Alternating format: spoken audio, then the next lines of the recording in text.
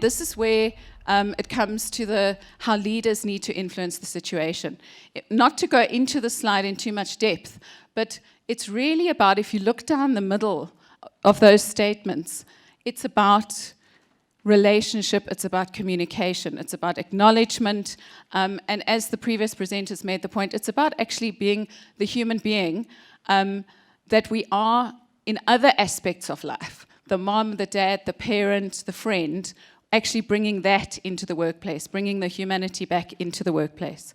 When you look at all the work that's being done in neuroscience, behavioral economics, about what kind of environment brings out the best in people, it is incredible when you see the evidence coming out of research that shows that in many cases there is a complete discrepancy between what science knows and what we currently do in business.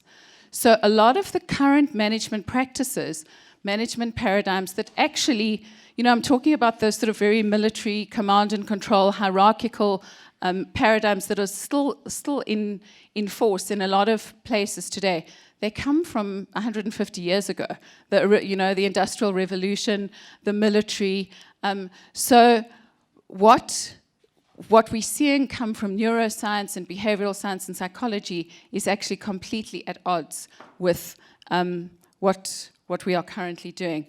So sort of pulling that all together, I created a model which really, at one point I was tempted to call it sort of, we should go from this to that, but I now talk about it as what we need more of. So what science shows and knows and indicates and actually proves is that as leaders, we create the environment, and we need to create environments that bring out the best in people. And those environments, in order to do that, we need more focus on play, as in not play for the sake of play, but play because it's absolutely vital for people to think about innovation, to come up with solutions, to problem solve, to have a possibility mindset. We need to focus on environments that are more of a focus on trust as opposed to compliance. Not saying that we don't need compliance, but we need to create more trust.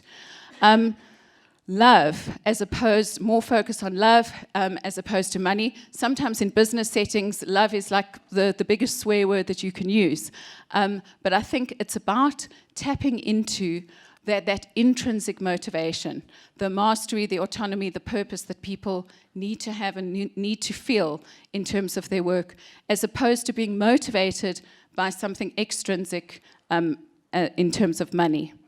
We need to focus more on strengths as opposed to looking at what we don't have, focusing on people's weaknesses, more of a focus on progress. So what have we done a little bit better than we did yesterday, as opposed to just focusing on measurement and numbers. It's about the relationship between the measurements that's important, and that is a huge, huge motivator. And finally, the last point is to focus more on practice and less on theory. So we are, leading is a daily practice. Creating an environment is a daily event. It's a daily vibe that's created. We all know people that light up a room when they walk in. We know people that light up a room when they walk out. So as leaders, we need to create environments that bring out the best in people. And it's a daily practice. As I said to you, that this is very much the content of my book.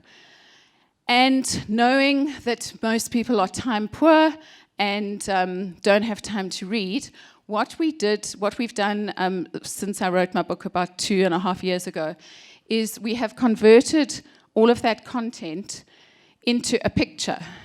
We call this a visual strategy map.